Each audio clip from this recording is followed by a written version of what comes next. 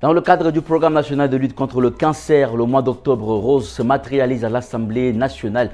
Ce 17 octobre, une séance de sensibilisation a été organisée à l'attention des femmes parlementaires pour les informer sur les risques liés au cancer féminin, notamment ceux du sein et du col de l'utérus. Les détails sont à retrouver dans cette édition. En football, une cérémonie de reconnaissance a eu lieu ce matin à la Fédération tchadienne de football association. Quelques membres ont été distingués. Nous y reviendrons également en détail dans ce journal.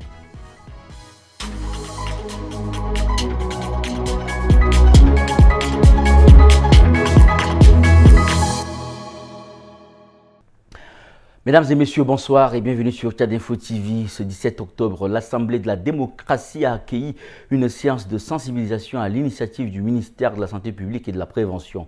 Les femmes parlementaires ont été informées sur les risques liés au cancer féminin, notamment ceux du sein et du col de l'utérus, une activité inscrite dans le cadre du programme national de lutte contre le cancer. Reportage ici, Ralobay Bonaventure et Focalbo Absolon. Porté par le ministère de la Santé publique, cette campagne vise à renforcer la prévention contre les cancers féminins. Les échanges ont porté sur les facteurs de risque, antécédents familiaux, alimentation déséquilibrée, tabac, absence de dépistage régulier ou encore infection au papillomavirus humain. L'objectif est de sensibiliser les femmes et les inviter à se faire dépister et les prendre en charge pour diminuer le nombre des décès dus au cancer. Toutes nos pensées vont également aux malades du cancer, que la lutte continue et que notre espoir illumine le chemin des personnes dans la tourmente. Instaurée en 1958 aux États-Unis, la campagne mondiale d'Octobre Rose consacre chaque année un mois à la sensibilisation contre le cancer du sein. À travers cette initiative, les autorités sanitaires tchadiennes veulent impliquer les femmes leaders dans la diffusion du message de prévention et encourager le dépistage précoce, encore trop rare au Tchad. À N'Djamena, le projet Filier veut renforcer la résilience urbaine face aux inondations.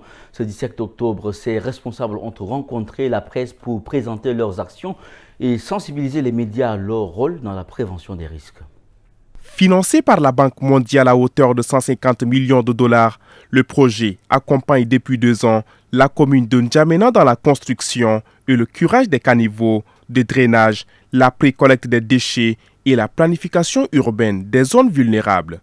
Le projet a bien des objectifs qui sont fixés dès la signature de l'accord de financement entre le gouvernement et la Banque mondiale, dont les objectifs sont en train d'être réalisés à travers des études qui sont déjà lancées, d'autres sont finies. À l'issue de ces études, les travaux vont être lancés dans différents arrondissements de la ville. Donc là, je crois que les objectifs vont être atteints d'ici la fin du projet. On l'espère avec la dynamique de l'équipe et l'appui de toutes les parties prenantes du projet. Le projet Pilier prévoit de lancer prochainement une newsletter pour informer le public sur ses activités et appelle les médias à sensibiliser la population à la protection des infrastructures de drainage.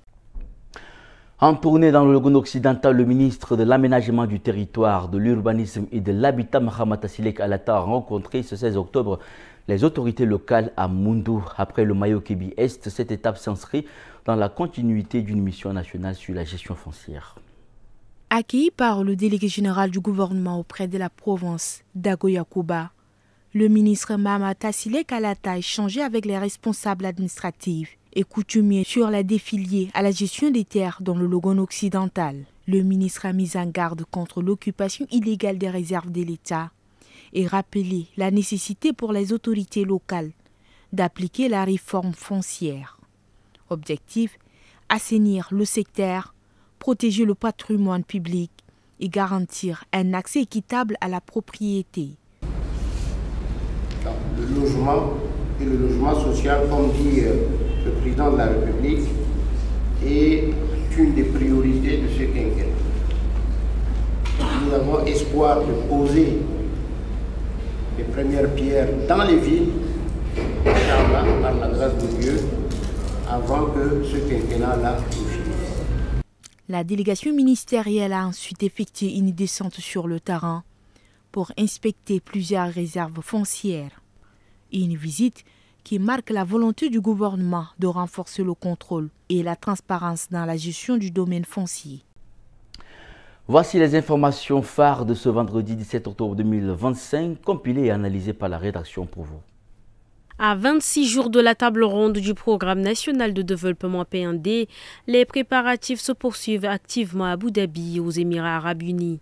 Selon des sources proches du comité d'organisation, toutes les dispositions logistiques et protocolaires ont été prises pour la tenue de cette rencontre considérée comme une étape clé dans la mobilisation des ressources destinées à financer les projets prioritaires du Tchad. Du côté tchadien, les derniers ajustements techniques sont en cours, en étroite coordination avec la partie émirati. Cette table ronde doit permettre de présenter aux partenaires du Tchad la stratégie nationale de développement Tchad Connexion 2030 et de lever des fonds pour soutenir les projets structurants inscrits dans le plan.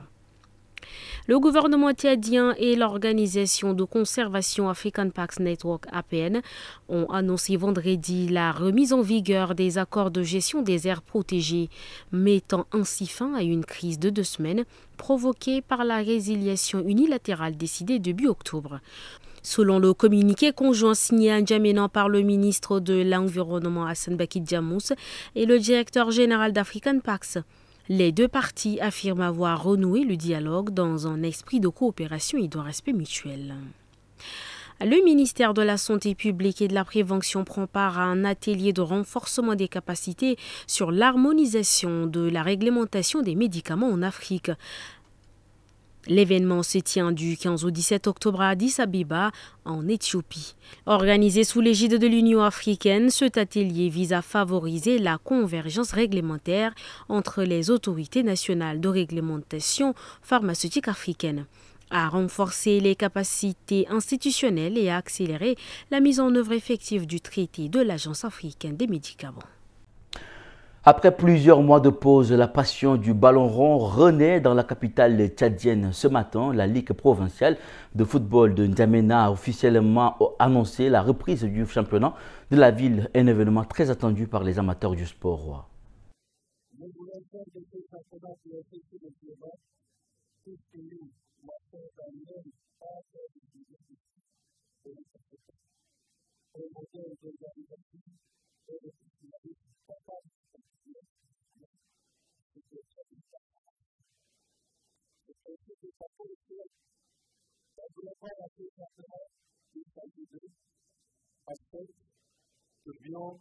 Renaissance Football Club, Gazelle FC, Foula Édifice, Galactique FC, As Vautour, As Colombe, ISM, Argent Talent, FC Yves, As DZC, As Emat et un club de 2D placé au classement de la saison dernière sera repêché par un match de barrage. Ce matin, la Fédération tchadienne de football association a célébré 2 de ses membres, Tahir Oloy Hassan et Abakar Ounouanou, récemment nommés à la commission permanente de la FIFA. Une cérémonie placée sous le signe de la reconnaissance et de la formation au siège de la Fédération à Farcha.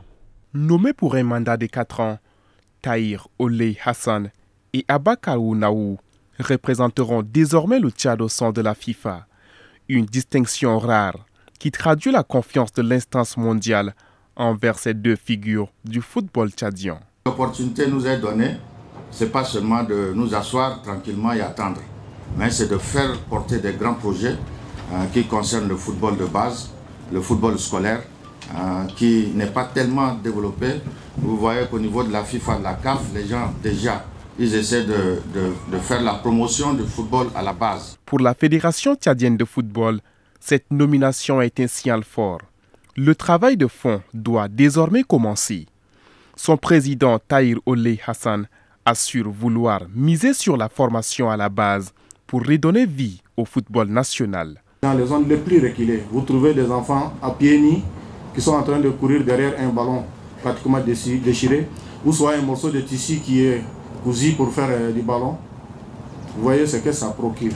Si ces jeunes-là trouvent des conditions, ils trouvent le matériel nécessaire pour jouer au football, ça va leur procurer énormément de bonheur.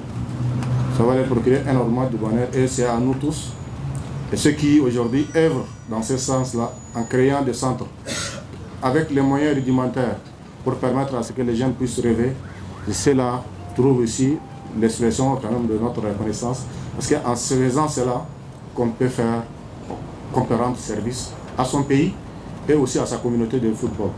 La cérémonie s'est conclue par la remise des diplômes aux entraîneurs formés ces dernières années. C'est la fin de cette édition, mesdames et messieurs. Merci de l'avoir suivi. Très bonne suite de programme sur Tchad Info TV, votre chaîne d'information.